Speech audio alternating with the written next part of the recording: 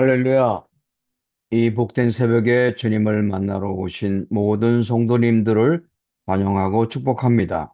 다 같이 우리 주님께서 가르쳐 주신 기도를 드리겠습니다. 하늘에 계신 우리 아버지, 아버지의 이름을 거룩하게 하시며 아버지의 나라가 오게 하시며 아버지의 뜻이 하늘에서와 같이 땅에서도 이루어지게 하소서. 오늘 우리에게 일용할 양식을 주시고 우리가 우리에게 잘못한 사람을 용서하여 준 것 같이 우리 죄를 용서하여 주시고 우리를 시험에 빠지지 않게 하시고 악에서 구하소서. 나라와 권능과 영광이 영원히 아버지의 것입니다. 아멘. 하나님 아버지, 우리에게 겸손한 마음을 주셔서 서로를 존중하면서 주의 몸된 교회를 사랑으로 더욱 섬기게 하여 주시옵소서. 예수님 이름으로 기도드립니다. 아멘. 다 같이 찬송가 220장 찬송하겠습니다.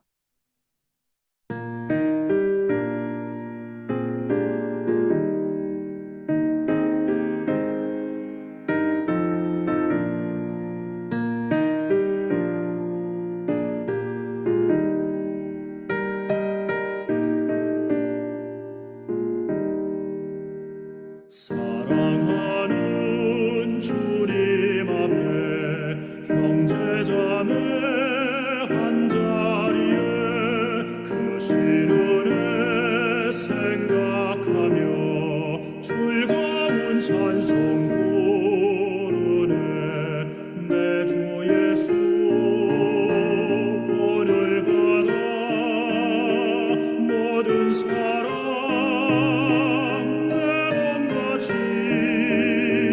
관란 근심 위로하고 진심으로 사랑하세. 사랑하는 주님 앞에 온갖 충성 다 바쳐서 괴로우나 즐거우나 주님만 입서 섬기네. 우리 주님 거룩한 손 제자들의 어르시사 남 섬기는 종의 도를 몸소에게 보이셨네.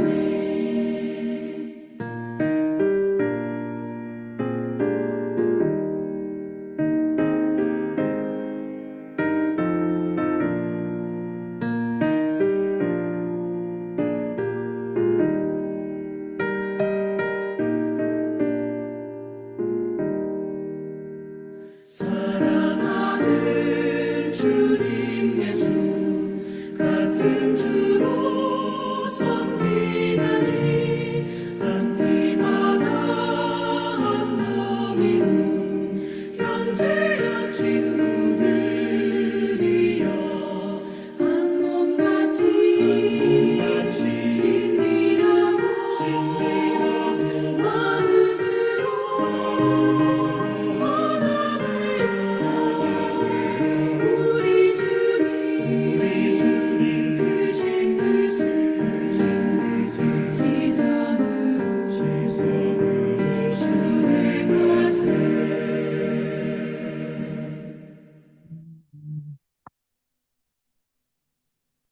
오늘 우리에게 주시는 하나님의 말씀은 고린도전서 11장 17절로 34절 말씀 드리겠습니다. 내가 명하는 이 일에 너희를 칭찬하지 아니하나니 이는 너희의 모임이 유익이 못되고 도리어 해로움이라. 먼저 너희가 교회에 모일 때 너희 중에 분쟁이 있다 함을 듣고 어느 정도 믿거니와 너희 중에 파당이 있어야 너희 중에 옳다 인정함을 받은 자들이 나타나게 되리라. 그런즉 너희가 함께 모여서 주의 만찬을 먹을 수 없으니 이는 먹을 때 각각 자기의 만찬을 먼저 갖다 먹으므로 어떤 사람은 시장하고 어떤 사람은 취함이라. 너희가 먹고 마실 칩이 없느냐? 너희가 하나님의 교회를 업신여기고 빈궁한 자들을 부끄럽게 하느냐? 내가 너희에게 무슨 말을 하랴? 너희를 칭찬하랴? 이것으로 칭찬하지 않노라. 내가 너희에게 전한 것은 주께 받은 것이니 곧 주 예수께서 잡히시던 밤에 떡을 가지사 축사하시고 떼어 이르시되 이것은 너희를 위하는 내 몸이니 이것을 행하여 나를 기념하라 하시고 식후에 또한 그와 같이 잔을 가지시고 이르시되 이 잔은 내 피로 세운 새 언약이니 이것을 행하여 마실 때마다 나를 기념하라 하셨으니 너희가 이 떡을 먹으며 이 잔을 마실 때마다 주의 죽으심을 그가 오실 때까지 전하는 것이니라. 그러므로 누구든지 주의 떡이나 잔을 합당하지 않게 먹고 마시는 자는 주의 몸과 피에 대하여 죄를 짓는 것이니라. 사람이 자기를 살피고 그 후에야 이 떡을 먹고 이 잔을 마실지니 주의 몸을 분별하지 못하고 먹고 마시는 자는 자기의 죄를 먹고 마시는 것이니라. 그러므로 너희 중에 약한 자와 병든 자가 많고 잠자는 자도 적지 아니하니 우리가 우리를 살폈으면 판단을 받지 아니하려니와 우리가 판단을 받는 것은 주께 징계를 받는 것이니 이는 우리로 세상과 함께 정죄함을 받지 않게 하려 하심이라. 그런즉 내 형제들아 먹으러 모일 때 서로 기다리라. 만일 누구든지 시장하거든 집에서 먹을지니 이는 너희의 모임이 판단받는 모임이 되지 않게 하려 함이라. 그 밖의 일들은 내가 언제든지 갈 때 바로 잡으리라. 아멘. 현대 사회를 살아가는 인간의 가장 역설적인 심리 상태를 꼽으라면 군중 속의 외로움일 것입니다. 현대인은 SNS를 통해 시공간을 초월해 수많은 사람과 연결되어 있고 물리적으로도 그 어느 때보다 밀집해 살고 있지만 내면의 소외감과 고독감은 오히려 더 깊어지고 있습니다. 진정한 친밀감은 나의 약점과 가공되지 않는 민낯이 드러날 때 생겨납니다. 그러나 현대인은 거절당하거나 상처받을까 두려워 자신의 멋진 모습만 골라 보여주고 있습니다. 결과적으로 소통의 양은 폭발적으로 늘었지만 내 영혼의 허기를 채워줄 소통의 질은 빈곤해져 외로움이 커지게 됩니다. 현대의 군중은 그저 스쳐가는 개인들의 집합일 뿐입니다. 현대인이 진정으로 갈망하는 것은 그저 많은 사람들의 모임이 아니라 나의 취약함까지 있는 그대로 수용되고 삶의 본질을 공유할 수 있는 진정한 의미의 공동체를 원합니다. 영적, 심리적 에클레시아를 원합니다. 헬라어 에클레시아는 교회입니다. 이 비단 건물을 의미하는 것이 아니라 같은 신앙을 고백하고 부르심에 응답한 사람들의 공동체가 에클레시아입니다. 따라서 진정한 에클레시아에서는 소외감이나 고독감을 느낄 수가 없습니다. 영혼의 허기를 채워주는 곳이기 때문입니다. 지금 바울은 고린도 교회의 모습을 보면서 책망을 합니다. 17절 말씀에 너희의 모임이 유익이 못되고 도리어 해로움이라. 고린도 교회의 모습이 단순히 사람들이 많이 모이던 군중일 뿐 에클레시아가 되지 못했다는 것입니다. 바울은 지금까지 복음을 가르치고 전하면서 교회에 사람들이 더 많이 모일 수 있도록 노력했지만 지금 고린도 교회의 모습은 사람들이 많이 모인다는 것이 오히려 더 해가 된다는 책망입니다. 교회가 에클레시아가 되지 못하고 오히려 군중 속의 외로움을 조장하고 있기 때문입니다. 20절 말씀에 그런즉 너희가 함께 모여서 주의 만찬을 먹을 수 없으니 단순히 함께 모여서 먹어야 한다는 물리적 결혼만을 강조하는 것이 아닙니다. 오히려 너희가 머문 한 공간에 함께 모여 에클레시아가 된 것처럼 보일지는 몰라도 지금 너희들이 행하는 모습은 도저히 주의 만찬이라고 부를 수 없다는 매서운 책망입니다.